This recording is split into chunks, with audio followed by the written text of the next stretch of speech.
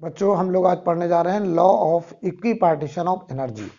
Heading डालें law of equipartition of energy. मैंने आपसे कहा था कि आइडियल गैस की टोटल एनर्जी कौन सी है, काइनेटिक, और वो काइनेटिक एनर्जी मोनोएटॉमिक गैस का एक मॉलिक्यूल 3 डिग्री ऑफ फ्रीडम में रखता है, और तीनों डिग्री ऑफ फ्रीडम कौन से हैं, ट्रांसलेशन। डायटोमिक गैस या लीनियर पॉलीएटॉमिक गैस का मॉलिक्यूल अपनी टोटल काइनेटिक एनर्जी को 5 डिग्री ऑफ फ्रीडम में बांटता है, जिसमें से 3 ट्रांसलेशन और 2 rotation. Non linear polyatomic gas का मॉलिक्यूल अपनी टोटल काइनेटिक एनर्जी को 6 डिग्री ऑफ फ्रीडम में बांटता है, जिसमें से 3 ट्रांसलेशन का और 3 रोटेशन का। तो जो law of equipartition of energy वो क्या कहता है कि कोई भी मॉलिक्यूल कितने भी डिग्री ऑफ फ्रीडम रखे, चाहे 3 चाहे 5 चाहे 6, वो हर डिग्री ऑफ फ्रीडम में इक्वल एनर्जी का डिस्ट्रीब्यूशन करता है। यानी एक मॉलिक्यूल का 1 डिग्री ऑफ फ्रीडम में एनर्जी रखने का जो पैकेट है वो फिक्स है, राइट। यानी कोई भी मॉलिक्यूल अपनी टोटल एनर्जी का distribution her degree of freedom में बराबर बराबर करेगा, चाहे वो डिग्री ऑफ फ्रीडम ट्रांसलेशन का हो, चाहे वो डिग्री ऑफ फ्रीडम रोटेशन का हो। मतलब मैं तुमसे ऐसे बोलूं, जैसे डायटोमिक गैस है, तो डायटोमिक गैस के एक मॉलिक्यूल के पास 100 जूल एनर्जी है, जबकि डायटोमिक गैस के मॉलिक्यूल का डिग्री ऑफ फ्रीडम कितना है, 5। तो 100 जूल का बंटवारा वो 5 डिग्री ऑफ फ्रीडम में बराबर बराबर करेगा। यानी हर डिग्री ऑफ फ्रीडम में कितना कितना जाएगा, 20 जूल 20 जूल 20 जूल। तो बताओ कि 100 जूल 5 डिग्री ऑफ फ्रीडम में बढ़ जाएगा। यानी 3 ट्रांसलेशन में भी 20-20 बटेगा, और 2 रोटेशन में भी 20-20 बटेगा। चाहे वो डिग्री ऑफ फ्रीडम ट्रांसलेशन का हो, चाहे वो डिग्री ऑफ फ्रीडम रोटेशन का हो, हर डिग्री ऑफ फ्रीडम में एनर्जी का डिस्ट्रीब्यूशन इक्वल होता है। तो इसमें एक लाइन लिखें, internal energy of A gas, internal energy of a gas is distributed equally. Internal energy of a gas is distributed equally among all degree of freedom. Equally among all degree of freedom. Among all degree of freedom. Among all degree of freedom. ये है law of equipartition of energy.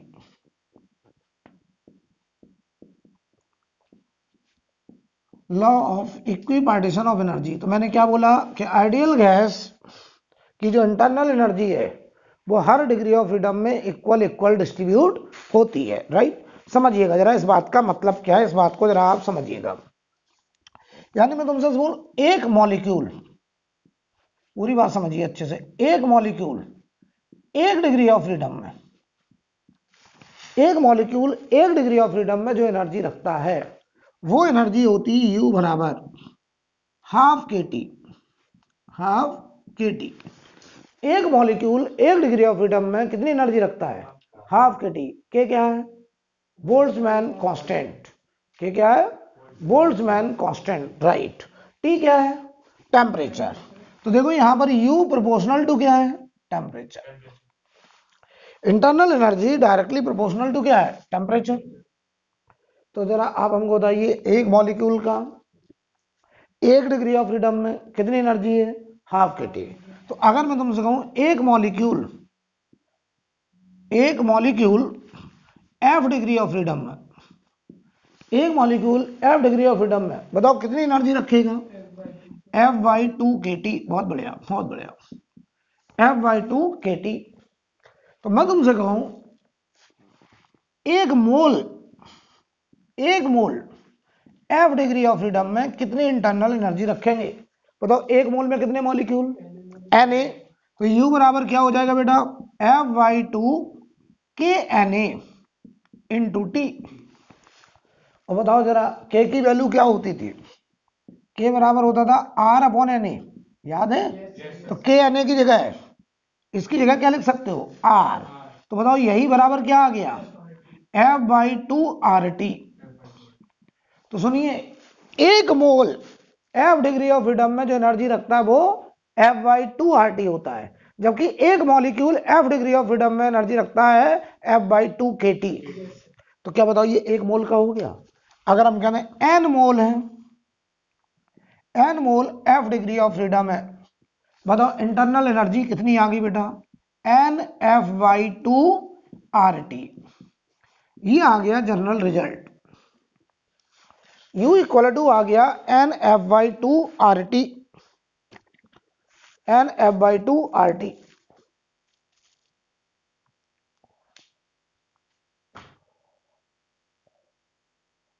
कोई दिक्कत? अब जरा इस बात का पहले मतलब बढ़िया से समझ लिया जाए कि हम आपको क्या कहने की कोशिश कर रहे हैं। ठीक, समझिएगा जरा। U आया NF/2 RT। तो ये बताओ इंटरनल एनर्जी है कितने मोल की? N मोल की, जिसका डिग्री ऑफ फ्रीडम कितना? F। तो उसका इंटरनल एनर्जी किस टेम्परेचर पे? T टेम्परेचर पे। ये इंटरनल एनर्जी, और ये इंटरनल एनर्जी पूरी कौन सी है? काइनेटिक। क्योंकि आइडियल गैस में कोई पोटेंशियल एनर्जी का कॉन्सेप्ट है ही नहीं। तो बताओ, मैं तुमसे ऐसे बोलूं, मैं तुमसे कहूं 5 mole helium gas at temperature 200 kelvin. Helium gas 5 mole temperature 200 kelvin. बताओ जरा इसकी इंटरनल एनर्जी कोई हमसे पूछे, U बराबर, तो बताओ हीलियम कैसा गैस है? Helium diatomic. बहुत बढ़िया, हीलियम डायटोमिक। हीलियम कैसा है? Mono atomic.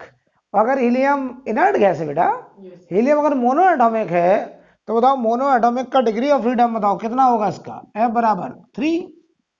तो U बराबर देखो मैं लगाऊंगा NF/2 RT। क्यों? N बताओ कितने मोल? 5, F कितना? 3/2, R और T कितना? 200। तो इंटरनल एनर्जी आ गया, ये बताओ 100 हुआ, कितना आया ये? 1500 R। देख लीजिए, ये आ गया 1500 R। और R की वैल्यू अगर हम लोग 8.314 रख देंगे तो ये इंटरनल एनर्जी जूल में आ जाएगी। राइट। सिमिलरली मैं तुमसे कहूं 3 मोल O2 है या CO2 है या H2 है या N2 है, यानी डायटोमिक या लीनियर पॉलीएटॉमिक 3 मोल है। 3 मोल की जगह और थोड़ा बदलना, 4 मोल है मान लो। कितना? 4 मोल O2 है या CO2 है या N2 है या H2 है। बताओ टेम्परेचर कितना ले लें? 100 केल्विन। 100 केल्विन। बताओ इसकी इंटरनल एनर्जी कितनी होगी? तो बताओ, आप लिखेंगे U बराबर NF/2 RT। N बताओ कितना है? 4 मोल। F कितना है? 5/2। RT कितना? 100। ठीक है, तो ये काटो 2 10, ये आया 1000 R। क्यों भाई? ये आ रहा है 1000 R। और R की वैल्यू हम लोग अगर 8.314 रख देंगे तो क्या बताओ इंटरनल एनर्जी जूल में आ जाएगी। राइट। इतना नोट करिए पहले, फिर हम आगे बढ़ते हैं।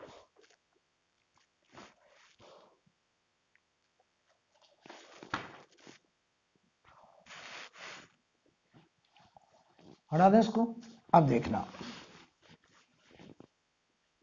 तो अगर हमें किसी भी गैस की T टेम्परेचर पर total kinetic energy, internal energy लिखनी हो तो हम कैसे लिखेंगे? U equal to NF/2 RT, जहां पर N क्या होगा? Number of moles.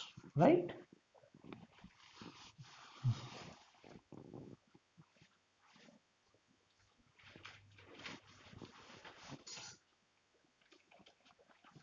आप बताइएगा जरा।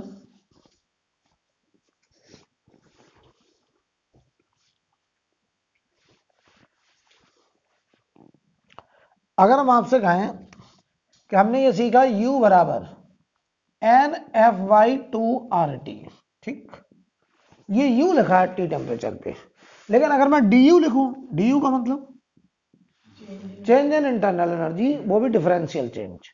N कैसा? कांस्टेंट। नंबर ऑफ मोल्स तो कांस्टेंट होंगे। F क्या चीज है?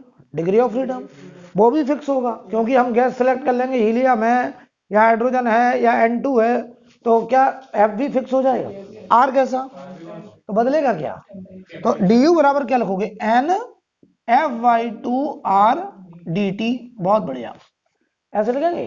तो ये बताओ DU क्या चीज है? Change in internal. U final minus. तो सुनो, ये जो नंबर है F/2R, इसे हम लोग बोलते हैं कांस्टेंट नंबर। और इस कांस्टेंट नंबर को देखो मैं लिखने चला DU बराबर N number of mole C और सफिक्स में V। Cv बोलते हैं, NCV dt। तो du बराबर हो गया NCV dt। अभी हम Cv का नाम नहीं रख रहे, थोड़ी देर बाद इसका नामकरण होगा। अभी आप इसे समझो ये एक कांस्टेंट है Cv, इसका क्या नाम है वो हम आगे भी नामकरण इसका करेंगे। तो Cv एक कांस्टेंट है जिसकी वैल्यू कितनी है, Cv बराबर FR/2, FR/2। या इसी को कुछ लोग ऐसे भी लिख देते हैं R/γ-1। Cv की वैल्यू FR/2 या R/γ-1, जहां पर गामा जो है वो होता है 1+2/f। गामा जो है वो होता है 1+2/f, और गामा को आगे चल के हम लोग नाम देते हैं adiabatic exponent. Adiabatic exponent, gamma का नाम आगे चल के एडियाबैटिक एक्सपोनेंट। कोई दिक्कत? सुनिए अब ध्यान से। मान लो हम कहते हैं मोनो एटॉमिक गैस है, तो Cv मोनो एटॉमिक का सफिक्स में मोनो। तो बताओ Cv मोनो एटॉमिक के लिए F की वैल्यू 3 हो जाएगी, तो ये क्या हो जाएगा 3R/2। गामा कितना होगा मोनो एटॉमिक का, गामा मोनो एटॉमिक 1+2/f की वैल्यू 3, कितना आया 5/3। तो मोनो एटॉमिक गैस चाहे हीलियम हो, चाहे नियॉन हो, चाहे क्रिप्टॉन, चाहे जिनान, चाहे रेडॉन, सबका गामा बराबर होगा, वो कितना होगा 5/3। Cv सबका बराबर होगा कितना 3R/2। क्लियर है? अगर मैं कहूं Cv डाया एटॉमिक का, डाया एटॉमिक या फिर लीनियर पॉली एटॉमिक, या फिर लीनियर पॉली एटॉमिक, बताओ इनका डिग्री ऑफ फ्रीडम कितना 5। यानी एक बात तुम समझ पा रहे हो, n कैसा कांस्टेंट, Cv कैसा कांस्टेंट, तो इंटरनल एनर्जी केवल किस पे डिपेंड करेगा, टेम्परेचर पे। यानी बताओ मैं तुमसे ऐसे बोलूं गैस का टेम्परेचर, जवाब देना। हीलियम गैस है, हमने 2 कंटेनर में भर रखा है, एक कंटेनर A एक कंटेनर B। हमने दोनों कंटेनर में गैस का टेम्परेचर 100 डिग्री सेल्सियस या 100 केल्विन बढ़ा दिया। एक में हमने प्रोसेस कराया आइसोबैरिक, एक में कराया आइसोकोरिक। दोनों में सेम टेम्परेचर बढ़ाया, सेम मोल गैस है, तो बताओ इंटरनल एनर्जी का चेंज दोनों में अलग अलग होगा कि बराबर होगा? फिर क्यों, फिर से एक बार फिर से, तो पूरी बात जब नहीं सुन रहे हो, क्यों नहीं सुनते हो एक बार में? मैंने क्या बोला कि 2 कंटेनर है, हमने दोनों में एक एक मोल ले लिया, चलो, या n मोल ले लिया, हीलियम का ले लिया, दोनों में हीलियम, दोनों में नंबर ऑफ मोल्स बराबर। हमने दोनों में 100 डिग्री केल्विन टेम्परेचर बढ़ाया, बस हमने एक में प्रोसेस कराया आइसोबैरिक, एक में कराया आइसोकोरिक।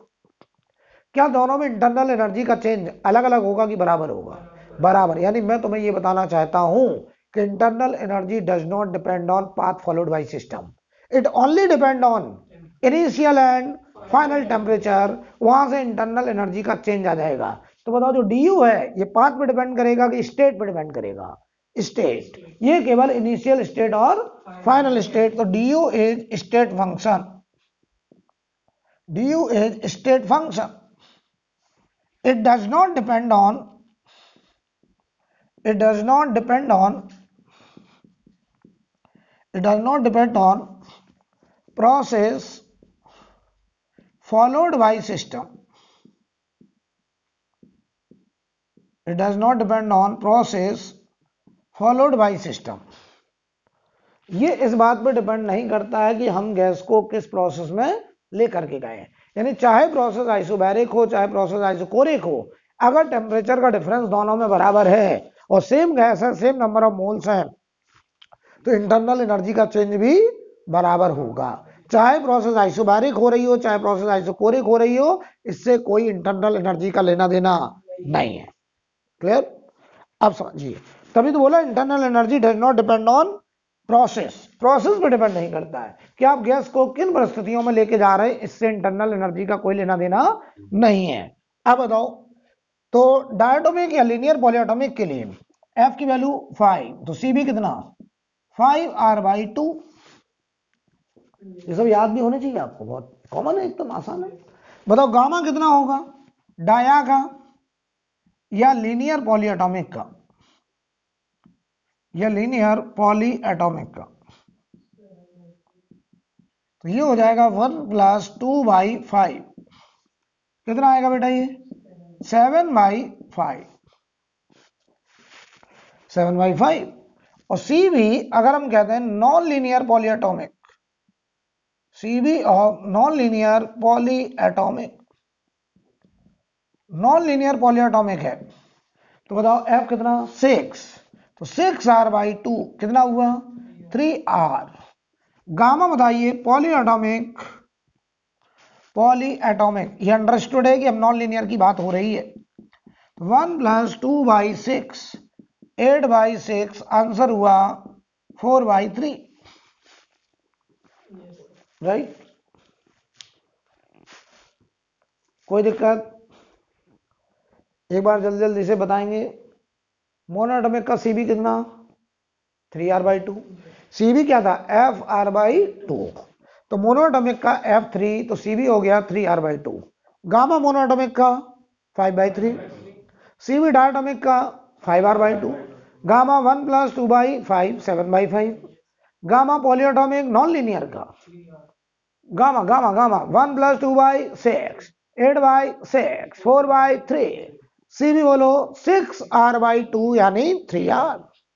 सिंपल है, तो बहुत ज्यादा कुछ रटने की जरूरत नहीं। एक बात और बताओ, एक बात और बताओ, अगर किसी गैस का टेम्परेचर बढ़ रहा है, अगर टेम्परेचर बढ़ रहा है, इसका मतलब फाइनल टेम्परेचर इनिशियल टेम्परेचर से, इसका मतलब dt का साइन पॉजिटिव, तो बताओ जो du होगा वो NCV/dt, this whole number is positive, क्योंकि टेम्परेचर बढ़ रहा है।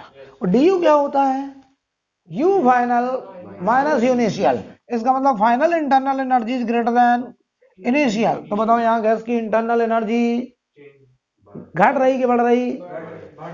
बस यही करो, क्या हो रही है? बढ़ रही है। फाइनल ज्यादा है, इनिशियल कम है, तो इंटरनल एनर्जी बढ़ रही है। और बढ़ रही, सुनो, इंटरनल एनर्जी के बढ़ने का मतलब गैस ठंडा हो रहा कि गर्म हो रहा है? गर्म हो रहा, क्योंकि उसका टेम्परेचर बढ़ रहा है। तो इंटरनल एनर्जी का बढ़ना, इधर देखो, इसका मतलब होता है गैस हीटिंग, गैस गर्म हो रहा है। इंटरनल एनर्जी का बढ़ना, गैस का गर्म होना है, ठीक है। इंटरनल एनर्जी अगर बढ़ रही है, समझ जाओ टेम्परेचर बढ़ रहा है, गैस गर्म हो रहा है, राइट। अब आओ बेटा, अगर टेम्परेचर बताओ यू फाइनल, या मैं कहूं टेम्परेचर घट रहा है, मान लो, चलो अगर टेम्परेचर घट रहा है तो बताओ डी यू का साइन कैसा होगा? जल्दी जल्दी बोलो। नेगेटिव। और डी यू अगर नेगेटिव तो you final less than you initial, तो ये गैस कूलिंग का केस है, गैस ठंडा हो रहा है, गैस का टेम्परेचर गिर रहा है। बोलो भाई। और जो डी यू होगा, बताओ डी यू का साइन NCV/dt होता था, बताओ ये कैसा आएगा? नेगेटिव। और डी यू नेगेटिव का मतलब ही है कि फाइनल इंटरनल एनर्जी कम है, इनिशियल ज्यादा है।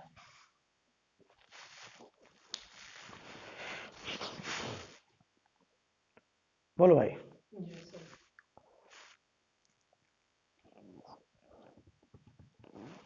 कोई दिक्कत है? हेड डालेंगे molar heat capacity, molar heat capacity.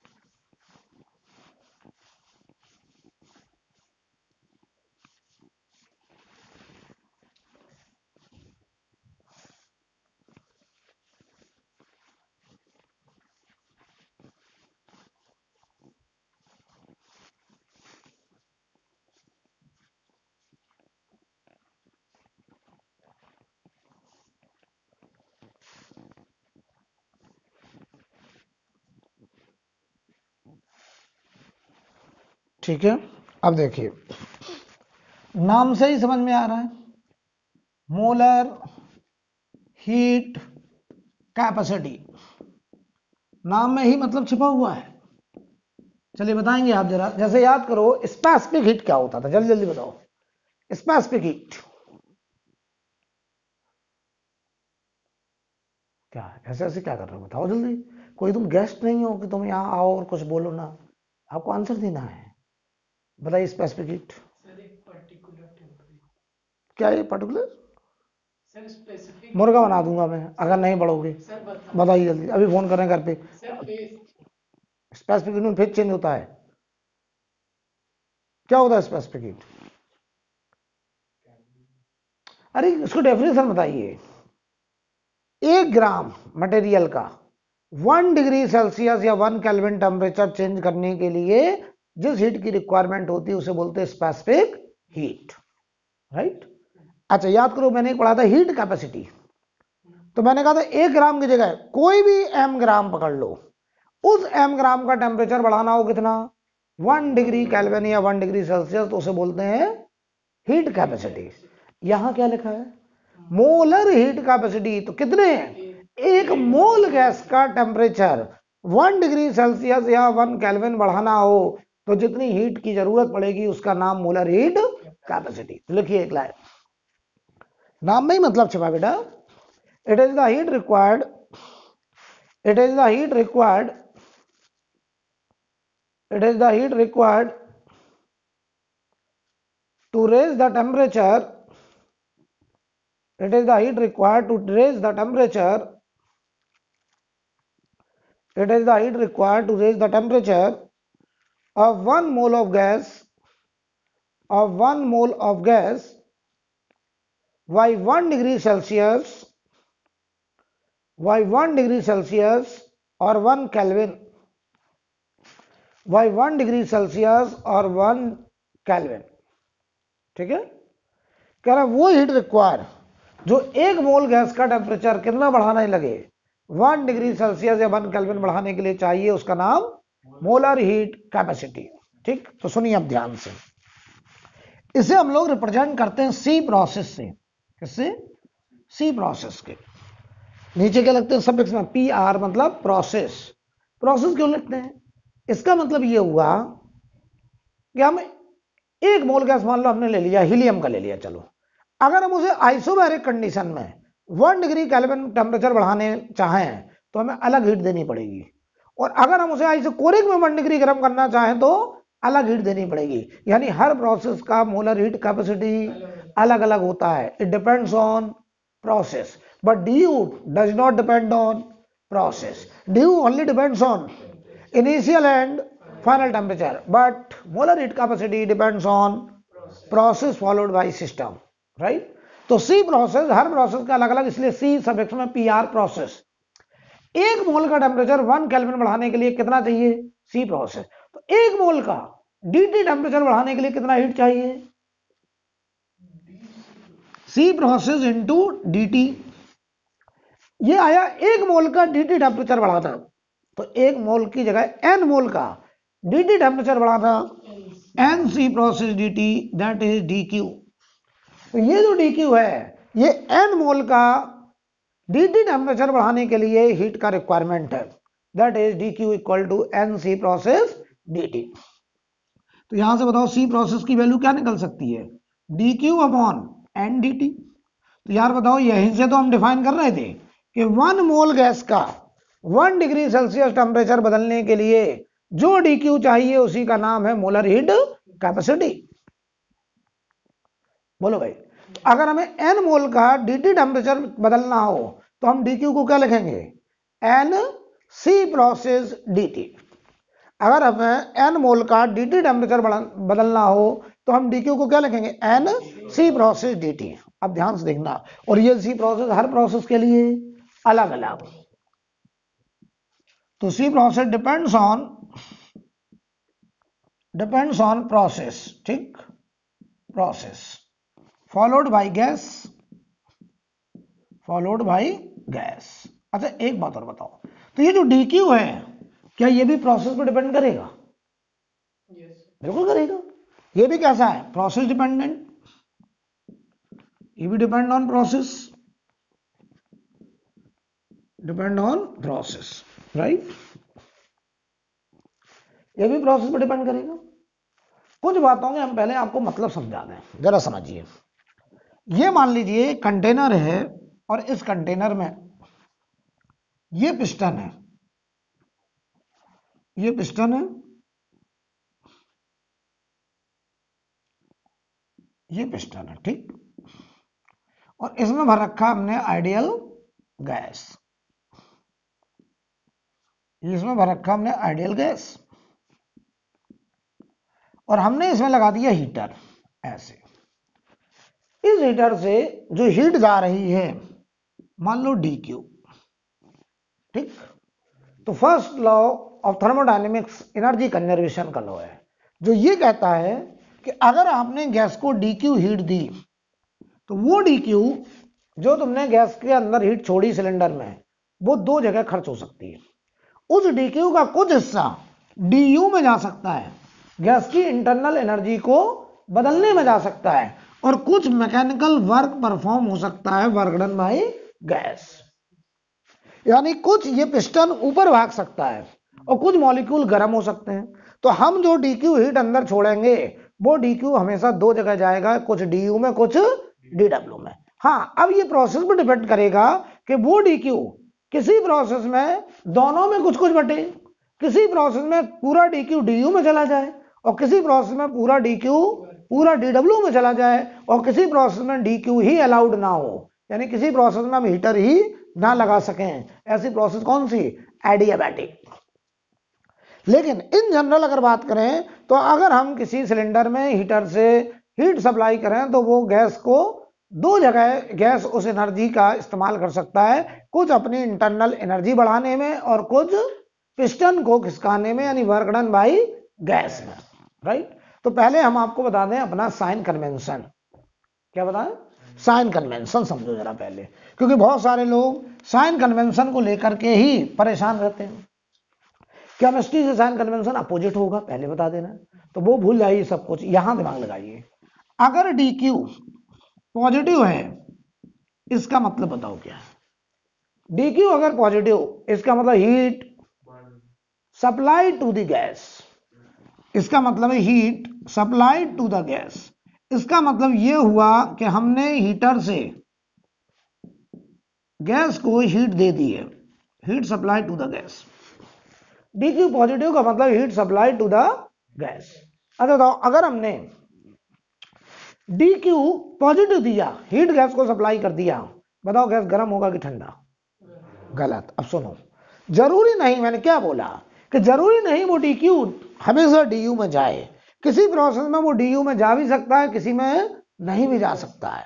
तो आप एक एक बात का मतलब समझ, लोगों को गलत फहमी क्या होती, बहुत बड़ी कंफ्यूजन है। बोले dQ पॉजिटिव, हीटर से हमने हीट अंदर दिया, बोले गैस गर्म हो गया, ये हमेशा सही नहीं है।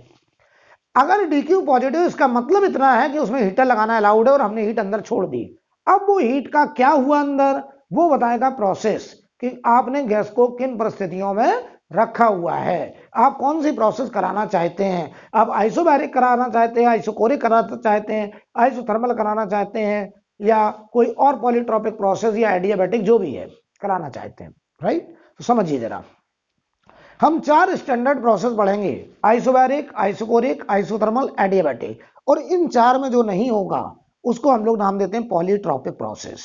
जो इन चार में नहीं होगा उसे किस कैटेगरी में डाल देंगे? पॉलीट्रॉपिक। तो सुनिए पहले, अगर dQ पॉजिटिव, बताओ गैस गर्म की ठंडा? तुम कहोगे नहीं बता पाएंगे। dQ पॉजिटिव का मतलब है heat supply to the gas. अब सुनो, अगर dQ निगेटिव, जैसे बहुत सारे लोग बताओ वॉल्यूम का बढ़ना, प्रेशर का घटना, देखो ये बड़ा गलत चीज है। वॉल्यूम का बढ़ना हो सकता है, प्रेशर चेंज ही ना हो।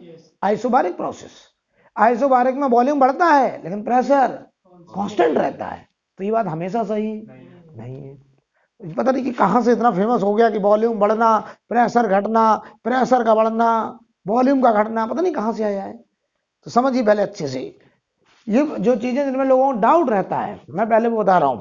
अब बताओ dQ अगर नेगेटिव, बताओ ये हीट सप्लाई करेगी कि गैस से हीट निकल रही है? निकल रही, सिलेंडर से बाहर हीट निकल रही है, यानी heat heat release from gas, बहुत बढ़िया, हीट रिलीज फ्रॉम गैस, बताओ ये गैस गर्म होगा कि ठंडा?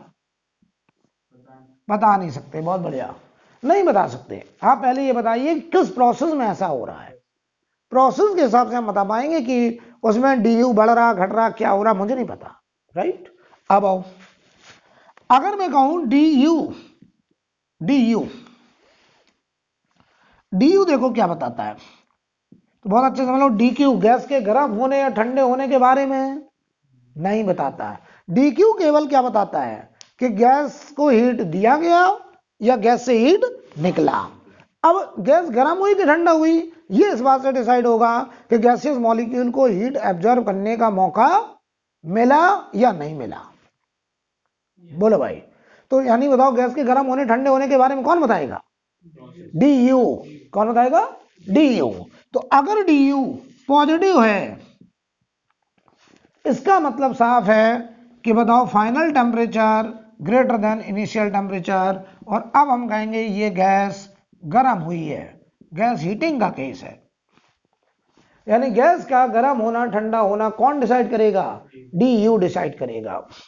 अगर डी यू नेगेटिव है तो इंटरनल एनर्जी घट रही है, फाइनल टेम्परेचर कम है, इनिशियल टेम्परेचर ज्यादा है, ये गैस ठंडी हो रही है, गैस कूलिंग का सवाल है। यानी गैस का गर्म होना ठंडा होना कौन डिसाइड करता है? D you. डी क्यू तो केवल ये बताता है कि उसमें हीटर लगाना अलाउड है या नहीं है, और अगर हीटर लगाया तो हीटर से अंदर हीट छोड़ी या बाहर निकल रही है, ये डिसाइड करता कौन? D Q. क्लियर? अब जो डी डब्ल्यू है, डी डब्ल्यू कोई भी प्रोसेस हो, डी डब्ल्यू को हमेशा लिखते हैं पीडीबी। क्या लिखते हैं? पीडीबी। कोई भी प्रोसेस हो हमेशा पीडीबी लिखेंगे। इतना लिखना जनरल है, जनरल मतलब ऑलवेज करेक्ट। मैं कहूं आइसोबारिक प्रोसेस, उसमें भी डीडब्ल्यू को पीडीबी बोलेंगे, आइसोथर्मल में भी डीडब्ल्यू को पीडीबी कहेंगे। बस पीडीबी की वैल्यू हर प्रोसेस में अलग अलग आएगी। आइसोबारिक होगा यही पीडीबी कहेगा हम एनआरडीटी बन जाएंगे, आइसोकोरिक होगा यही पीडीबी कहेगा हम जीरो बन जाएंगे, आइसोथर्मल होगा यही पीडीबी कहेगा हम NR D naught L N V final upon V initial बन जाएंगे, एडियाबैटिक होगा यही पीडीबी कहेगा हम 1 upon 1 minus gamma P two V two minus P one V one बन जाएंगे। यानी यही पीडीबी की वैल्यू हर प्रोसेस में अलग अलग। तो बताओ पीडीबी या डीडब्ल्यू पाथ में डिपेंड करेगा कि नहीं? करेगा। That is also path function, right. DQ भी पाथ फंक्शन है, डीडब्ल्यू भी पाथ फंक्शन है, लेकिन डी यू स्टेट फंक्शन है। तो बताओ डीडब्ल्यू पीडीबी जनरल, और ये हमारा पाथ फंक्शन, राइट। अब सुनना बेटा, हम आपको बताएं। अच्छा पीडीबी अगर वॉल्यूम डीडब्ल्यू बताओ अगर पॉजिटिव है, इसका क्या मतलब है? डीडब्ल्यू पॉजिटिव, बताओ डीडब्ल्यू पीडीबी है, प्रेशर तो हमेशा पॉजिटिव ही होगा, प्रेशर कभी नेगेटिव नहीं हो सकता, राइट। अब हमको बताइए DV volume V final minus V initial, अगर डीडब्ल्यू पॉजिटिव है इसका मतलब फाइनल वॉल्यूम ज्यादा इनिशियल कम, ये गैस का क्या है? एक्सपेंशन। ये गैस का एक्सपेंशन है, गैस एक्सपेंड कर रही है। और डीडब्ल्यू पॉजिटिव को हम लोग बोलते हैं work done by gas, gas expansion, या फिर बोलेंगे work done by gas, work done by gas, ठीक है। अगर डीडब्ल्यू नेगेटिव होगा तो इसका मतलब यह हुआ कि फाइनल वॉल्यूम कम है, इनिशियल ज्यादा है, तो ये गैस का कंप्रेशन हुआ, ये गैस कंप्रेशन। अच्छा बताओ गैस कंप्रेस कैसे करेगी? हम इस पिस्टन को पकड़ के दबाएंगे तो ये वर्क डन गैस ने करा कि वर्क डन गैस पर हुआ, तो इसे लिखेंगे work done on gas, work on gas. बहुत बढ़िया, समझ लीजिए। अच्छा डीडब्ल्यू पॉजिटिव का मतलब गैस एक्सपेंशन की कंप्रेशन, एक्सपेंशन। और एक्सपेंशन कब होगा? देखो एक्सपेंशन तब होगा जब ये मॉलिक्यूल यहां टकराएं और ये पिस्टन ऊपर भागने लगे, तो गैस का फोर्स ऊपर की तरफ, और पिस्टन भी किधर जा रहा है? ऊपर की तरफ। तो ये बताओ work done by gas positive. और अगर हम पिस्टन को दबा दें तो ये work done on the gas, उसमें वॉल्यूम घटेगा कि बढ़ेगा? घटेगा। तो ये गैस का क्या होगा? कंप्रेशन। बोलो भाई, चीजें यहां से बड़ी होने जा रही हैं, थोड़ा अलर्ट हो जाइए। अब यहां से चीजें बड़ी होने जा रही हैं, ठीक है। हम आपसे थोड़ी सी बात कर लें जितना हमने पढ़ाया। डीक्यू का साइन क्या बताता है, पहले ये बताओ। डीक्यू का साइन ये बताता है कि हीट सप्लाई करी गई या हीट रिलीज हो रही है। अगर डीक्यू पॉजिटिव है तो अंदर हीट छोड़ी गई है, डीक्यू नेगेटिव है तो गैस से हीट बाहर निकली है। डीयू पॉजिटिव का मतलब गैस गर्म हुई है, टेम्परेचर बढ़ रहा है, इंटरनल एनर्जी बढ़ रही है। डीयू नेगेटिव का मतलब है इंटरनल एनर्जी घट रही है, टेम्परेचर भी घट रहा है, गैस ठंडा हो रहा है। डीडब्ल्यू पॉजिटिव का मतलब गैस एक्सपेंड कर रही है, गैस के मॉलिक्यूल पिस्टन से टकरा रहे हैं, पिस्टन को शिफ्ट कर रहे हैं, this is work done by gas. और डीडब्ल्यू अगर नेगेटिव है, इसका मतलब किसी एजेंट ने पिस्टन को गैस के फोर्स के अपोजिट में दबा रखा है, that is work done on the gas. और ये कंप्रेशन का केस है। एक एक बात क्लियर है। डी क्यू प्रोसेस पे डिपेंड करता है, डी डब्ल्यू भी प्रोसेस पे डिपेंड करता है, लेकिन डी यू प्रोसेस पे डिपेंड नहीं करता है। और हर प्रोसेस में, कोई भी प्रोसेस हो, हम फर्स्ट लॉ ऑफ थर्मोडायनेमिक्स लगा सकते हैं। और first law of thermodynamics energy conservation का लॉ है, जो ये बताता है कि गैस को अगर आप डी क्यू हीट देंगे तो वो दो जगह खर्च होगा, कुछ डी यू में, कुछ डी डब्ल्यू में। अब वो डिपेंड करेगा कि आप कौन सा प्रोसेस करा रहे हैं। हो सकता पूरा डी क्यू डी यू में चला जाए, हो सकता पूरा डी क्यू डी डब्ल्यू में चला जाए, हो सकता डी क्यू का कुछ हिस्सा डी यू में, कुछ हिस्सा डी डब्ल्यू में जाए, हो सकता उस केस में डी क्यू ही अलाउड ना हो, हीटर लगाना ही अलाउड ना हो, राइट। अब हम एक एक करके बात करें, जरा समझिए। ये हटा दो, ठीक है, नोट करिए इसको।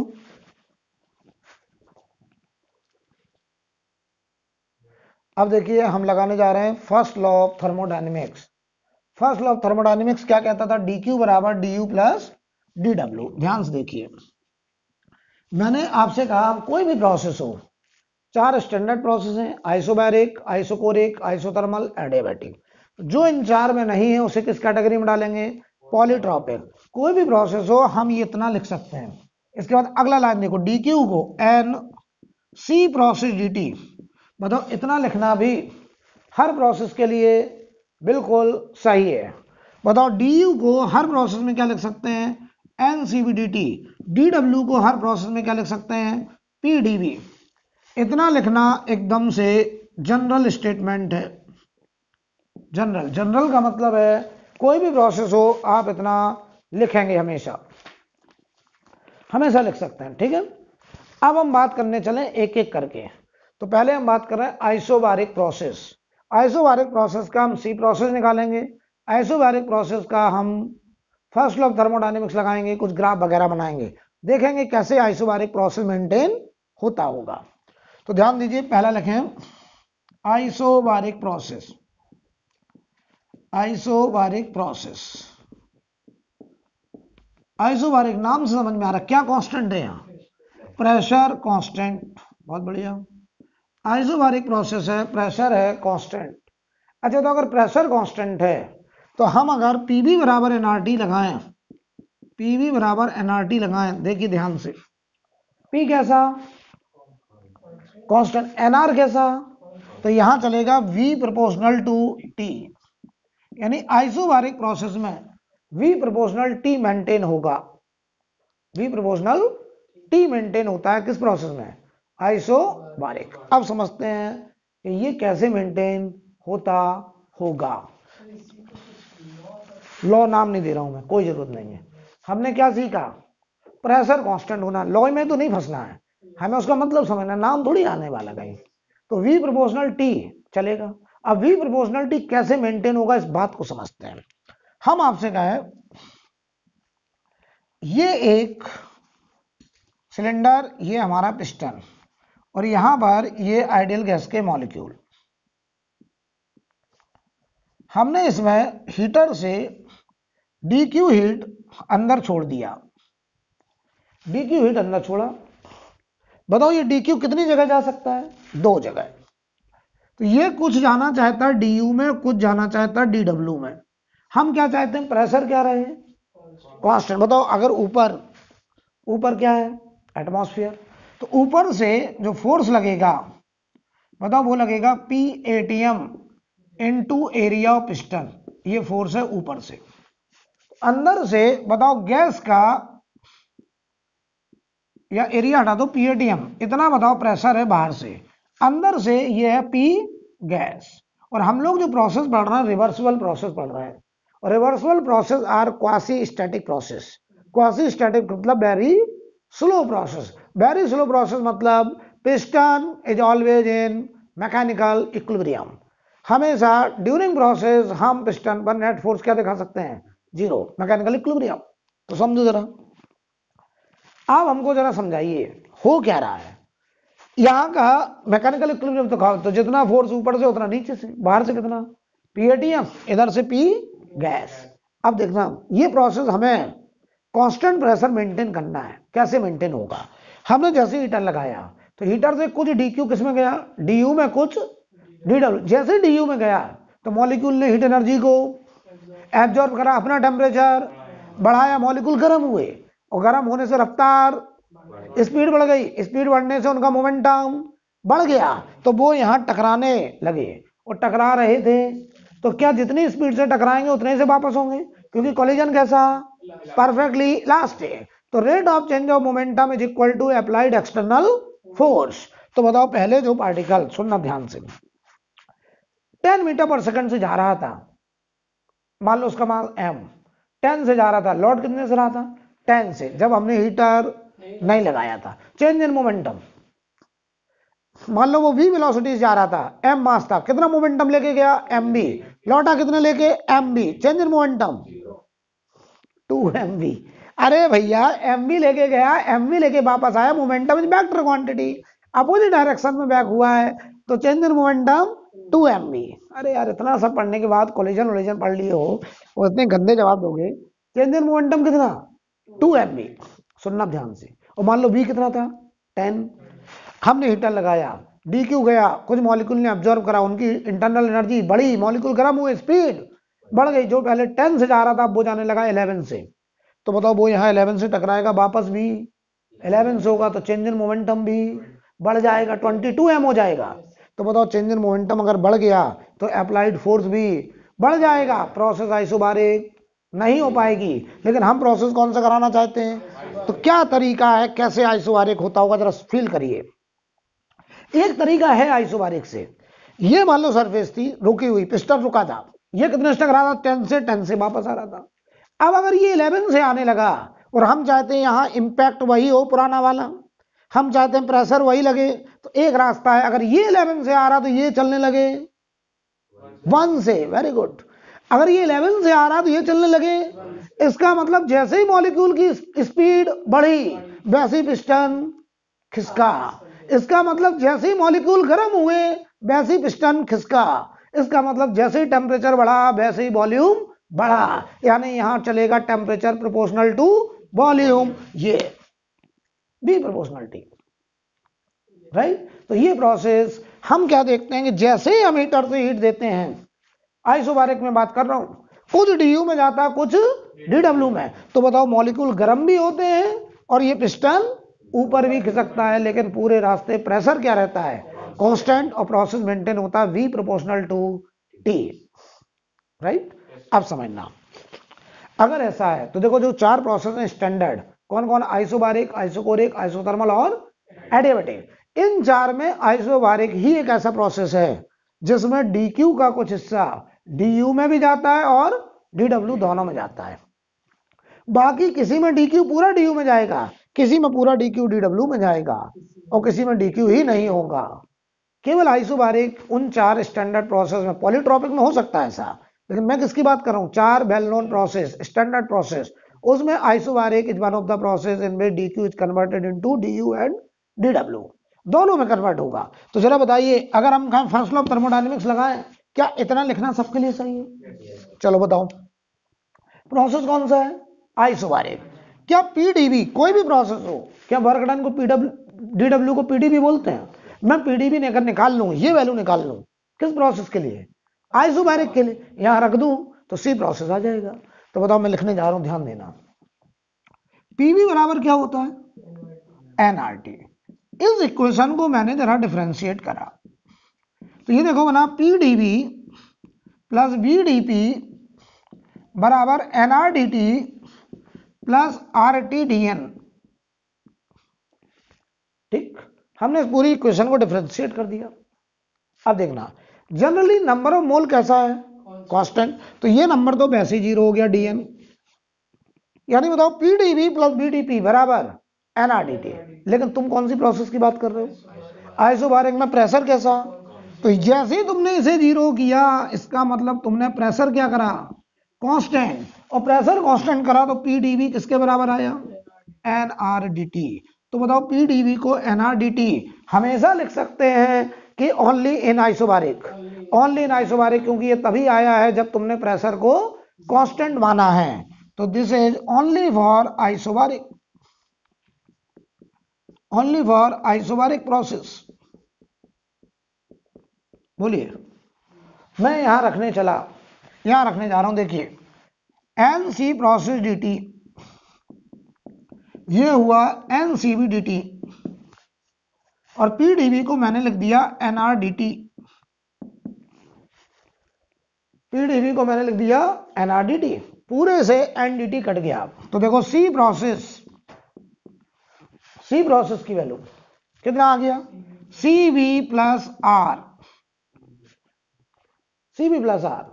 कुछ लोग इसी सी प्रोसेस का नाम रख देते हैं इस केस, देखो सी प्रोसेस जनरल नाम है कि molar heat capacity of any process, लेकिन ये जो सी प्रोसेस तुमने निकाला सी बी प्लस आर, ये किस प्रोसेस के लिए निकाला, आइसोबारिक का मतलब प्रेशर, तो इसका नाम यहां पे लोगों ने रख दिया सी पी, यानी molar heat capacity at constant pressure, और ये आ गया निकल के सी बी प्लस आर।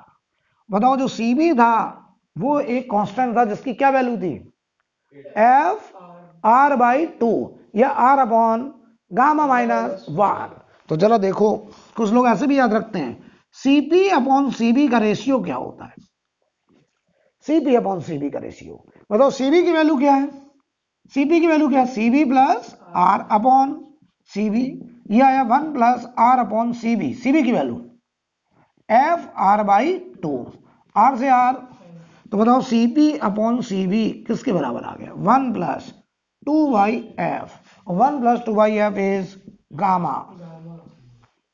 इसका मतलब सीपी अपॉन सीबी किसके बराबर होता है, गामा के। इस सी प्रोसेस को मैंने सीपी क्यों लिख दिया, क्योंकि ये सीबी प्लस आर जो सी प्रोसेस निकला है वो किन परिस्थितियों में निकला है, जब प्रेशर को कांस्टेंट रखा गया है। इसी को मेयर फॉर्मूला आप पढ़ेंगे बुक में, बड़ा फेमस है, स्कूल में आएगा, प्रूव करिए सीपी माइनस सीबी बराबर आर, बहुत फेमस।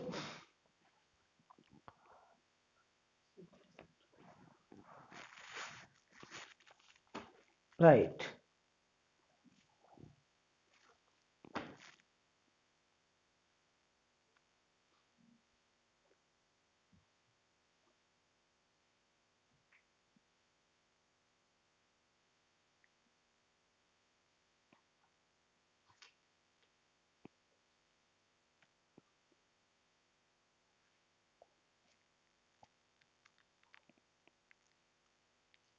आगे बढ़ा जाए।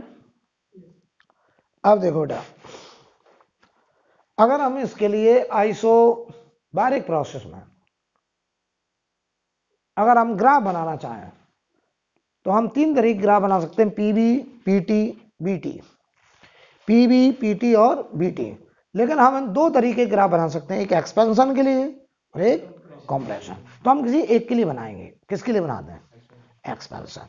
तो हम रेफरेंस मान ले रहे हैं एक्सपेंशन को, और 3 ग्राफ बनाने जा रहे हैं, पीबी ग्राफ, पीटी ग्राफ और बीटी ग्राफ। ठीक है, 3 एक्सपेंशन के लिए बनेंगे और 3 ही किसके लिए बनेंगे, कॉम्प्रेशन के लिए।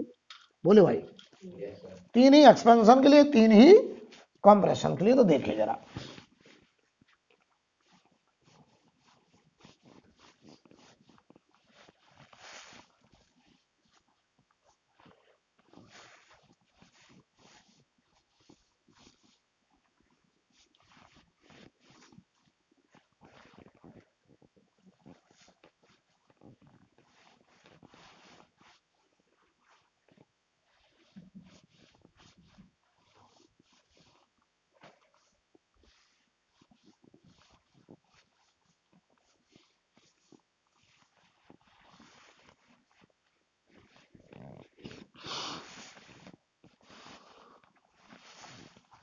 अब देखिए भाई, अगर हम कहें आइसोबारिक प्रोसेस में हम ग्राफ बनाने जा रहे हैं, आइसोबारिक प्रोसेस के लिए बताइए प्रेशर कैसा था, constant, V proportional to T चल रहा था, और हमने रेफरेंस किसको मान लिया, रेफरेंस हमने मान लिया वॉल्यूम के बढ़ने को, मतलब एक्सपेंशन।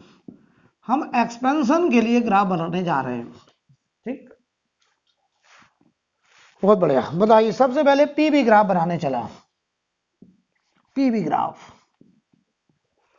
पीवी ग्राफ बताओ, हमने रेफरेंस एक्सपेंशन को माना है, इनिशियल वॉल्यूम जीरो, कैसे गैस का वॉल्यूम जीरो हो जाएगा, इनिशियल वॉल्यूम कुछ तो होगा लेकिन फाइनल से कम होगा क्योंकि गैस को एक्सपेंड करना है, तो ये इनिशियल वॉल्यूम हो गया, ठीक। और इसके करस्पॉन्डिंग ये मान लो गैस का प्रेशर ये है, मान लो पी नॉट, ग्राफ यहां से शुरू होगा, वॉल्यूम बढ़ना है क्योंकि एक्सपेंशन कराना है, तो देखो वॉल्यूम हो गया वी फाइनल, लेकिन बताओ प्रेशर क्या रहना है, तो ये ग्राफ आएगा ऐसे स्ट्रेट लाइन, ये आ गया प्रेशर कांस्टेंट। बोलो भाई, एरो देखिए, एरो अगर यही कंप्रेशन के लिए बनाते तो क्या होता, यहां होता वी इनिशियल, यहां होता वी, एरो सेम कैसे हो जाएगा, इनिशियल यहां होता, यहां फाइनल, एरो उल्टा लगता। तो हम एक्सपेंशन के लिए बना रहे हैं, कंप्रेशन का मैं मान रहा हूं आप बना लेंगे। चलिए बहुत बढ़िया, बताओ ये ग्राफ कर्व आया कि स्ट्रेट लाइन, बहुत बढ़िया। अगला देखो PT graph, PT graph isobaric के लिए प्रेशर बताओ कैसा है, कांस्टेंट, वॉल्यूम बढ़ रहा, बी प्रोपोर्शनल टी है, इसका मतलब अगर वॉल्यूम बढ़ेगा तो टेम्परेचर भी बढ़ेगा क्योंकि बी प्रोपोर्शनल टी चल रहा है। तो बताओ यहां पर हम वॉल्यूम को बढ़ा रहे हैं तो अंडरस्टूड है टेम्परेचर भी बढ़ेगा, तो इनिशियल टेम्परेचर कम की ज्यादा, कम, तो ये होगा टी इनिशियल, और इसके करस्पॉन्डिंग ये होगा प्रेशर पी नॉट। तो ग्राफ की शुरुआत होगी यहां से, टेम्परेचर बढ़ रहा है, ये हो गया टी फाइनल, बताओ प्रेशर क्या रहना है, कांस्टेंट। ऐसे ये ग्राफ भी स्ट्रेट लाइन, यानी आइसोबारिक प्रोसेस का पीबी और पीटी दोनों ग्राफ स्ट्रेट लाइन आ रहे हैं, एक भी ग्राफ कर्व नहीं आया है। अब मैं बनाने चला बीटी ग्राफ, बीटी ग्राफ, चलो बताओ जल्दी से क्या है रिलेशन, क्या वी और टी में, वी प्रोपोर्शनल टी, तुमने रेफरेंस किसे माना है, एक्सपेंशन, तो वॉल्यूम बढ़ेगा तो टेम्परेचर भी बढ़ेगा, तो इनिशियल वॉल्यूम के करस्पॉन्डिंग इनिशियल टेम्परेचर होगा वो कम, और फाइनल वॉल्यूम के करस्पॉन्डिंग फाइनल टेम्परेचर होगा ज्यादा। तो देखो भाई ये मान लो इनिशियल वॉल्यूम, इसके करस्पॉन्डिंग ये मान लो इनिशियल टेम्परेचर, ग्राफ की शुरुआत होगी यहां से। अब देखो टेम्परेचर बढ़ेगा तो वॉल्यूम भी बढ़ेगा, तो ये देखो जरा क्या स्ट्रेट लाइन जाएगा, क्योंकि V प्रोपोर्शनल T है बेटा, अगर ये होगा T फाइनल तो ये होगा V फाइनल। अगर हम कहते हैं इस ग्राफ का स्लोप बताइए क्या होगा, ये एंगल अगर थीटा मान लो तो इसका स्लोप आएगा dV अपॉन dt, और dV अपॉन dt की वैल्यू बताओ, PV बराबर क्या होता है, nRT, P कैसा, nR कैसा, तो dV अपॉन dt बराबर nR अपॉन P नॉट जो कांस्टेंट है, P नॉट कोई कांस्टेंट नंबर है, बोलो भाई। अच्छा ये ग्राफ अगर B प्रोपोर्शनल T है तो अगर हम पीछे बढ़ाएं, देखो दिखा नहीं रहे, क्यों, क्योंकि इनिशियल टेम्परेचर या इनिशियल वॉल्यूम जीरो से शुरू नहीं हो सकता भाई, कुछ तो इनिशियल वॉल्यूम होगा। तो देखो हम इसको डॉट डॉट डॉट पीछे दिखा दे रहे हैं, ये कहां से पास करेगा, ऑरिजिन से, डॉट डॉट डॉट,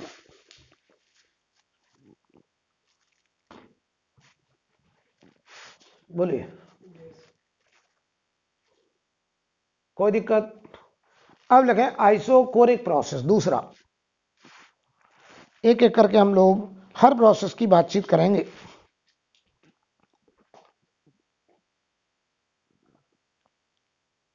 अभी हम लोगों ने आइसोबारिक प्रोसेस में फर्स्ट लॉ ऑफ थर्मोडायनेमिक्स लगाया, हमने उसका मोलर हीट कैपेसिटी निकाला, कितना आ रहा था, Cv प्लस R। अब मैं बात करने चला आइसोकोरिक, आइसोकोरिक प्रोसेस, नाम से समझ में आ रहा। आइसोकोरिक का मतलब, जल्दी जल्दी बोलो, वॉल्यूम कांस्टेंट। अच्छा, अगर वॉल्यूम कांस्टेंट होगा तो जरा लगाओ पीवी बराबर एनआरटी। तो बताओ पी कैसा, सॉरी बी कांस्टेंट, ये कांस्टेंट, एनआर कांस्टेंट, तो यहां चलेगा पी प्रोपोर्शनल टी, यहां पी प्रोपोर्शनल टी चलेगा। अब ये पी प्रोपोर्शनल टी कैसे मेंटेन होता होगा जरा समझिए।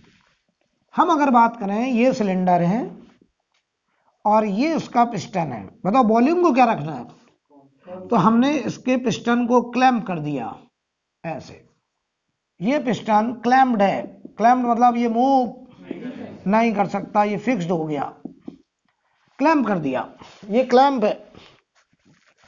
अगर ये क्लैंप है, अब यहां भरा है आइडियल गैस, ऐसे ये आइडियल गैस,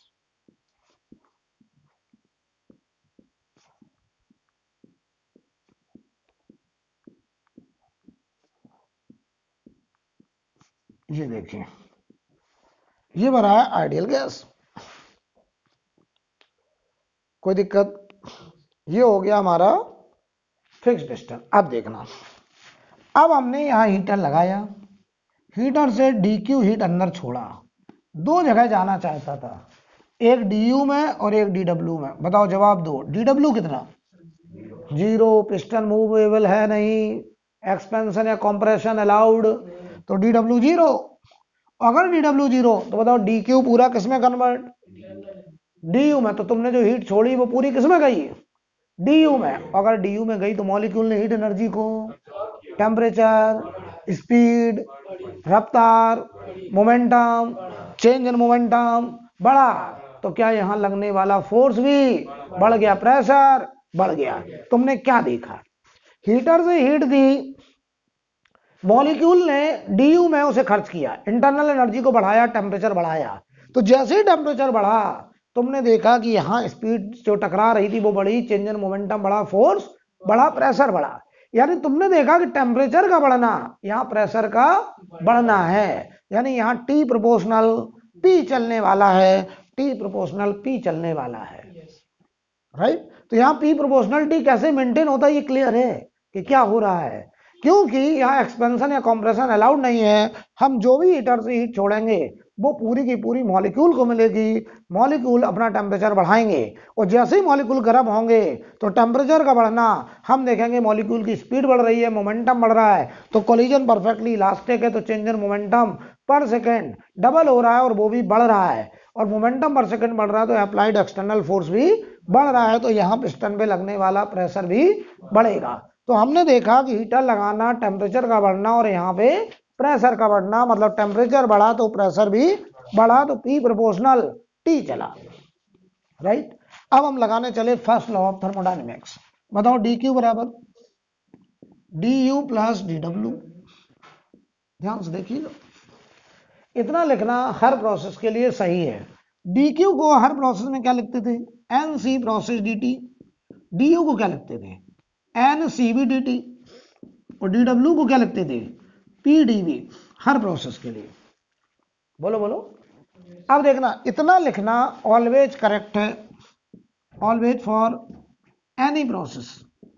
बताओ अगर मैंने इतना लिखा, अभी मैंने कहीं भी आइसोकोरिक की बात नहीं करी, लेकिन अगला स्टेप देखो, ये N C process D T, ये N C B D T, और पी डी वी को मैंने लिखा जीरो, और अगर पी डी वी जीरो तो डी डब्ल्यू जीरो, इसका मतलब कौन सा प्रोसेस, आइसोकोरिक। ये हो गया आइसोकोरिक की बात।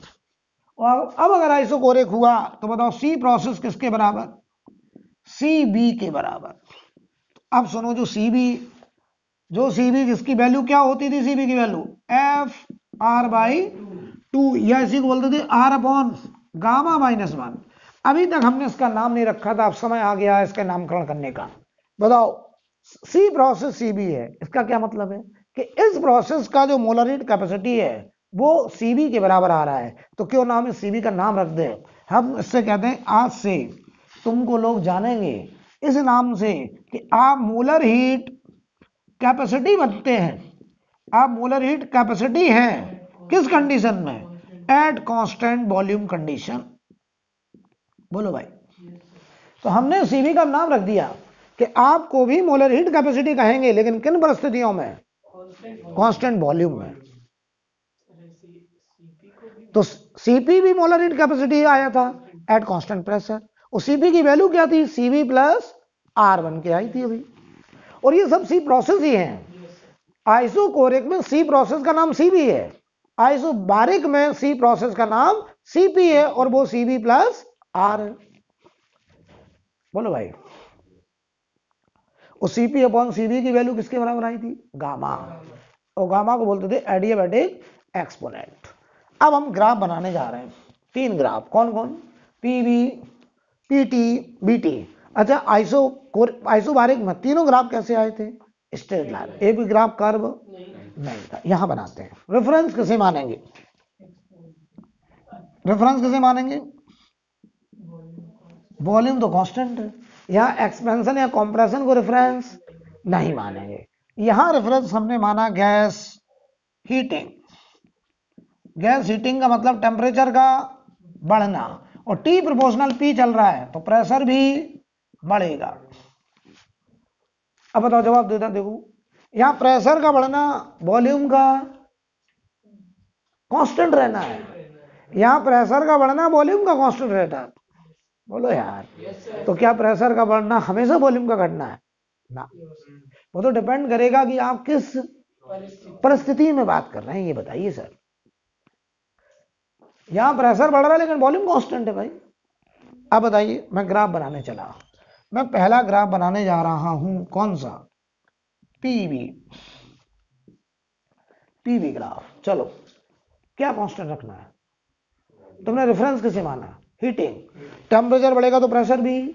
तो इनिशियल प्रेशर होगा कम, ये इनिशियल प्रेशर, और इसके करस्पॉन्डिंग ये वॉल्यूम है, और ये मान लो बी नॉट।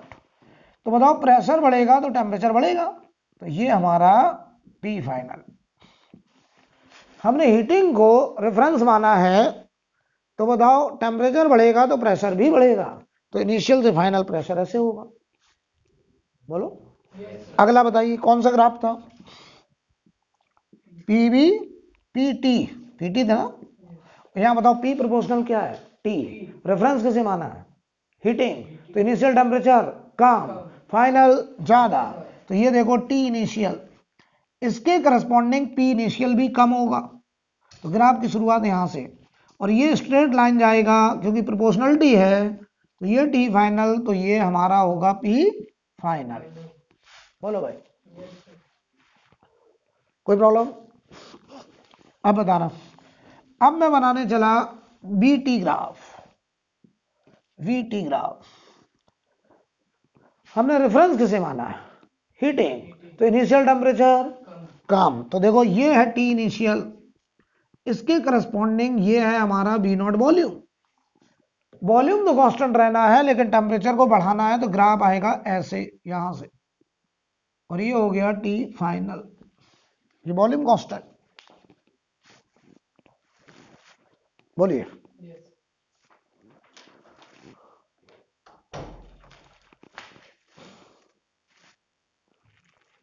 कोई डाउट? इसे नोट करें आप लोग पहले।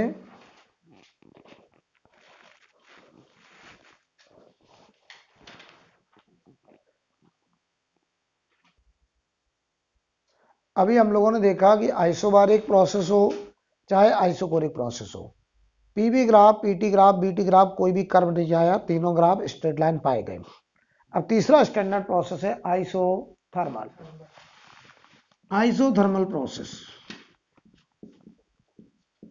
आइसोथर्मल प्रोसेस नाम से समझ में आ रहा है। आइसोथर्मल, आइसो मतलब कांस्टेंट, थर्मल टेम्परेचर। तो क्या यहां टेम्परेचर कांस्टेंट है? यानी पूरे रास्ते टेम्परेचर कांस्टेंट रखेंगे। लगाओ जरा, पीवी बराबर एनआरटी। अगर टेम्परेचर कांस्टेंट तो पीवी बराबर कांस्टेंट। क्यों भाई? पीवी इक्वल टू कांस्टेंट है। बोलो भाई। अगर पीवी कांस्टेंट तो इसका मतलब ये भी कह सकते हैं कुछ लोग कि सर पी प्रोपोर्शनल 1/v है। अब यहां बोलेंगे वॉल्यूम का बढ़ना, प्रेशर का घटना। यहां बोला जाएगा कि वॉल्यूम बढ़ेगा प्रेशर घटेगा, वॉल्यूम घटेगा प्रेशर बढ़ेगा, राइट। तो क्या इसका मतलब ये है कि P इनिशियल V इनिशियल बराबर P फाइनल V फाइनल, यही तो मतलब हुआ। क्यों? PV इक्वल टू कांस्टेंट का क्या मतलब कि जिस जगह का प्रेशर उसी जगह का वॉल्यूम का प्रोडक्ट हमेशा क्या रहेगा? कांस्टेंट। अब सवाल आता है ये प्रोसेस कैसे मेंटेन होता होगा, कैसे मेंटेन होता होगा। तो देखिए कैसे यहां पर P प्रोपोर्शनल 1/B चलता होगा। ये हमारा सिलेंडर, ये गैस, ये पिस्टन, यहां हमने आइडियल गैस भर रखा है,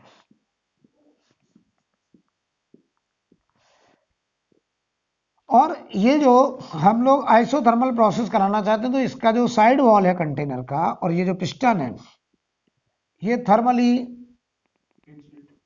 कंडक्टिंग, थर्मली कंडक्ट इंसुलेटिंग। क्या हीट का एक्सचेंज नहीं कराना है क्या? इधर कराना, थर्मली इंसुलेटिंग नहीं कंडक्टिंग, थर्मली कंडक्टिंग। ये हीट का लेन देन करेगा सराउंडिंग के साथ, मतलब इसमें हीटर लगाना भी अलाउड है और सिलेंडर से बाहर हीट भी निकल सकती है, और ये बहुत ही स्लो प्रोसेस। कैसा process? Very slow process, very slow process. जैसे याद करो बर्फ का पिघलना, आइस का पिघलना, तो हम आइस को हीट देते हैं, टेम्परेचर चेंज तब तक नहीं होता जब तक कि पूरी आइस मेल्ट ना हो। तो आइस का जो मेल्टिंग का प्रोसेस वेरी स्लो प्रोसेस, और उसमें टेम्परेचर क्या रहता है? कांस्टेंट। कौन सा प्रोसेस है? Isothermal, isothermal process. दिक्कत? अच्छा, तो यहां पे अगर हम बात करें कि आइसोथर्मल प्रोसेस में क्या होता होगा, तो हम आपको दोनों तरीके की बात समझाएंगे। एक बार अगर हमने हीटर लगाया ऐसे, अगर हीटर लगाया तो बताओ क्या होगा? इसका मतलब तुमने हीटर से कुछ हीट DQ अंदर छोड़ दी। अब वो DQ कितनी जगह जा सकती है? दो जगह। इसका मतलब DU प्लस DW, लेकिन DU अलाउड नहीं है क्योंकि आइसोथर्मल टेम्परेचर कांस्टेंट, तो DU क्या? जीरो। तो पूरा DQ जो तुमने छोड़ा वो कहां गया? DW में। इसका मतलब DQ अगर पॉजिटिव 100 जूल, तो तुमने अंदर हीटर से 100 जूल एनर्जी छोड़ी, तो क्या ये work done by gas plus 100 joule होगा? तो क्या ये पिस्टन ऊपर भाग रहा होगा? इसका मतलब जैसे जैसे हीटर से यहां हीट जाएगी तुम देखोगे ये पिस्टन एक्सपेंड कर रहा है, ऊपर की तरफ भाग रहा है, वॉल्यूम लगातार बढ़ता जा रहा है। सुनना ध्यान से। तो क्या तुमने नोटिस किया कि जैसे ही हमने हीटर लगाया हमने देखा ये पिस्टन ऊपर जा रहा है, लेकिन मॉलिक्यूल का टेम्परेचर चेंज? तो सुनो ध्यान से, जब हीटर नहीं था तो ये पिस्टन यहां था, रुका था, कोई मॉलिक्यूल 10 मीटर पर सेकंड से टकरा रहा था, change in momentum 20 m, force आया होगा, प्रेशर आया होगा। हीटर से हीट दी, बताओ मॉलिक्यूल गर्म नहीं हो पाया, तुमने मॉलिक्यूल को मौका ही नहीं दिया गर्म होने का। क्यों? जैसे अंदर हीट छोड़ी DQ, तुरंत इधर DW, मॉलिक्यूल देखते रह गए कि हीट आई लेकिन हमारा नंबर नहीं आ पाया, हम हीट को एब्जॉर्ब नहीं कर पाए। तो देखो हुआ क्या, मॉलिक्यूल का टेम्परेचर कांस्टेंट, स्पीड कांस्टेंट। तो पहले जब पिस्टन रुका था तब 10 मीटर पर सेकंड से कोई टकरा रहा है, अब पिस्टन दूर भागने लगा और तुम आ रहे हो कितने से? 10 से। तो अब तुम्हारी रिलेटिव स्पीड कुछ कम, तो यहां जो इंपैक्ट होगा वो पहले से। तो तुमने क्या देखा कि वॉल्यूम का बढ़ना यहां प्रेशर का घट रहा है, इसीलिए यहां पे P प्रोपोर्शनल 1/V चलता है। क्लियर है? एक एक बार। अब सुनो, यहां पर दूसरी बात करें कि हम कंप्रेशन कराएं। देखिएगा, हमने इस पिस्टन को ऐसे दबा दिया, देखिए ऐसे हम गए, हम इस पिस्टन को ऐसे दबाते चले जा रहे हैं। तो हम दबाते अगर जा रहे हैं तो ये वर्क डन बाई गैस की वर्क डन ऑन गैस। तो बताओ जो DW है वो प्लस की माइनस, और DW माइनस, तो फर्स्ट लॉ ऑफ थर्मोडायनेमिक्स लगाओ, DQ बराबर DU प्लस DW। DU क्या रखना है? अगर ये DW नेगेटिव तो उतना ही DQ नेगेटिव, और DQ नेगेटिव का मतलब हीट रिलीज फ्रॉम गैस। इसका मतलब समझो कि ये जो मॉलिक्यूल थे ऐसे, समझिए हम गए, हमने ऐसे दबाया, हमने 1 जूल वर्क किया, तुरंत यहाँ से 1 जूल हीट बाहर निकल गई। तभी हमने सराउंडिंग कैसा रखा था, थर्मली कंडक्टेड, ताकि आराम से हीट को बाहर निकाल सके और आराम से इसमें हीटर लगाया जा सके। तो बताइए, हमने इसको 1 जूल वर्क करा, work done on the gas 1 joule, तो 1 जूल हीट बाहर निकल गई। हम बताओ हीट, इस पिस्टन को दबाते चले जा रहे हैं, हम work done on the gas करते चले जा रहे हैं, लेकिन मॉलिक्यूल देखते रह गए, कह रहे हमें फिर मौका नहीं मिला गर्म होने का, हमारी स्पीड चेंज नहीं हुई, हमारा टेम्परेचर चेंज नहीं हुआ, लेकिन बताओ वॉल्यूम घट रहा है, लेकिन बताओ प्रेशर क्यों बढ़ रहा है? क्योंकि वही मॉलिक्यूल उतनी स्पीड से अब उस पिस्टन पे टकरा रहे हैं जो पिस्टन मॉलिक्यूल के पास आ रहा है, तो रिलेटिव में स्पीड बढ़ जाएगी, रिलेटिव मोमेंटम बढ़ जाएगा, प्रेशर भी बढ़ जाएगा। बोलो भाई, तो हम क्या देख रहे हैं कि हम अगर 10 जूल वर्क करें तो हीट कितनी बाहर निकल गई? 10 जूल। हम 100 जूल वर्क करेंगे, पूरी 100 जूल बाहर, मॉलिक्यूल को मौका हमने नहीं दिया कि वो हीट एनर्जी को क्या कर पाए, एब्जॉर्ब। हम जैसे जैसे स्लोली दबाते जाएंगे, बड़े आराम आराम से दबाएंगे, झटके में नहीं, हम बिल्कुल स्लोली दबाएंगे ताकि सराउंडिंग को हीट एक्सचेंज करने का मौका मिल जाए और मॉलिक्यूल हीट एनर्जी को एब्जॉर्ब ना करने पाए। टेम्परेचर क्या रहे, कांस्टेंट, प्रोसेस कौन सा हो, आइसोथर्मल, राइट। अब मैं लगाने चला फर्स्ट लॉ ऑफ थर्मोडायनेमिक्स, आएगा ऑटोमेटिक आएगा, थोड़ा ही नहीं। एक बात और बताइए, आइसोथर्मल, आइसोबारिक में सी प्रोसेस कितना था? C plus R. आइसोकोरिक में सीवी। क्या मतलब है मोलर हीट कैपेसिटी का? एक मोल गैस को गर्म करने के लिए कितनी हीट देनी पड़ेगी? तो बताओ आइसोथर्मल में देखिएगा, डी क्यू बराबर हमने क्या पढ़ा है, N C process D T, यही तो पढ़ा है। तो सी प्रोसेस कितना, D Q upon N D T, यही तो पढ़ा है। बताओ डी टी कितना है इसमें, टेम्परेचर कांस्टेंट, डी टी कितना, डी जीरो, तो डी टी अगर जीरो तो C process infinite. Isothermal process का मोलर हीट कैपेसिटी कितना, इनफाइनाइट। सोचो सोचो क्यों, इसका मीनिंग क्या है? क्या पढ़ा तुमने, एक मोल गैस को गर्म करने के लिए कितना टेम्परेचर, एक मोल गैस का 1 डिग्री टेम्परेचर बढ़ाने के लिए जो हीट देनी पड़ेगी, तुम कह रहे हो इनफाइनाइट हीट दे डालो, 1 मोल गैस कभी गर्म होने वाली नहीं है, उसका टेम्परेचर बढ़ने वाला।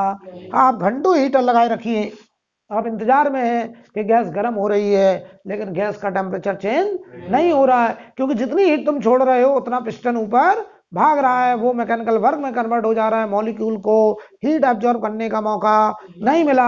तो बताओ टेम्परेचर क्या रहेगा, कांस्टेंट। तुम कितनी हीट दे डालो, इनफाइनाइट, तब भी टेम्परेचर 1 केल्विन बढ़ने वाला नहीं है। इसीलिए कहते हैं आइसोथर्मल प्रोसेस का मोलर हीट कैपेसिटी कितना, इनफाइनाइट। बोलो भाई, एक बात और क्लियर करो, तुमने एक चीज और नोटिस करी, हीटर लगाया, डी क्यू दिया, टेम्परेचर चेंज नहीं हुआ, तो हीट एब्जॉर्ब बाय गैस, इसका मतलब heat supplied to the gas, इसका मतलब टेम्परेचर का बढ़ना नहीं है। डी क्यू पॉजिटिव होने का मतलब केवल इतना होता है कि तुमने हीटर से हीट अंदर छोड़ दी। अब वो मॉलिक्यूल एब्जॉर्ब कर पाए कि नहीं कर पाए, वो तो डिपेंड करेगा कि क्या अंदर का माहौल है, आप कौन सी प्रोसेस कराने जा रहे हैं। बोलो भाई, अब लगाते हैं first law of thermodynamics. First law of thermodynamics, तो डी क्यू बराबर D you plus D W. हम यहां पे बात करें आपसे, चलो फर्स्ट लॉ ऑफ थर्मोडायनेमिक्स लगाओ, डी क्यू बराबर D you plus D W. बताओ डी यू कितना, तो बताओ क्या आइसोथर्मल में जो डी क्यू होगा वही डी डब्ल्यू के बराबर होगा? यस। आइसोथर्मल का डी क्यू किसके बराबर होगा, डी डब्ल्यू के बराबर होगा।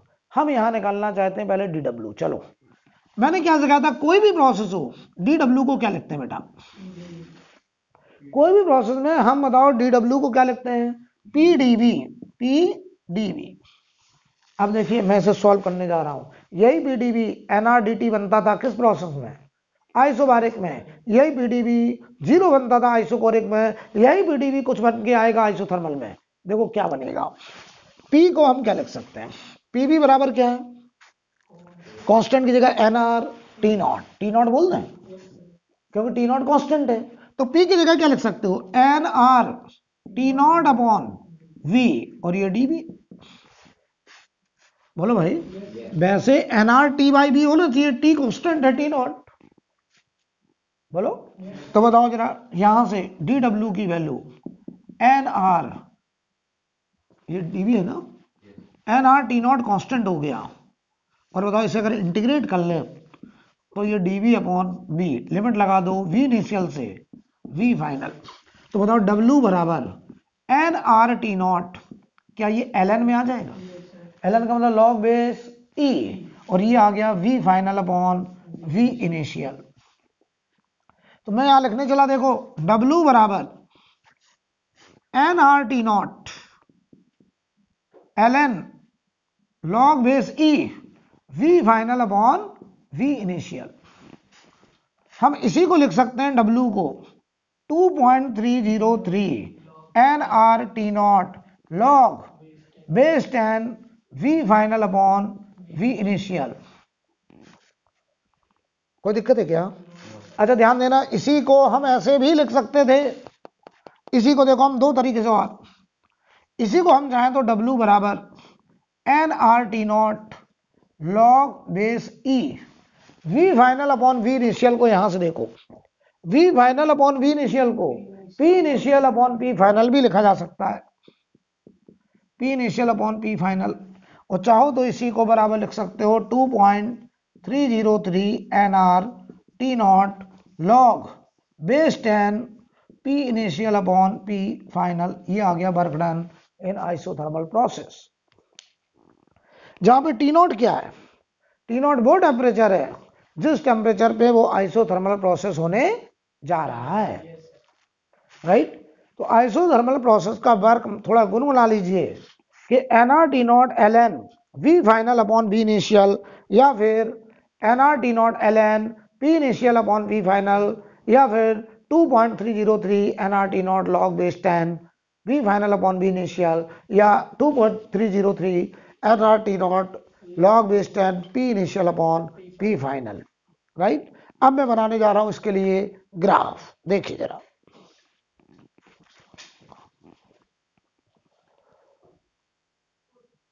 बच्चों आज मैं यहीं रोक रहा हूं, इसके आगे हम लोग आइसोथर्मल प्रोसेस के ग्राफ से कल पढ़ाई करेंगे, ठीक है।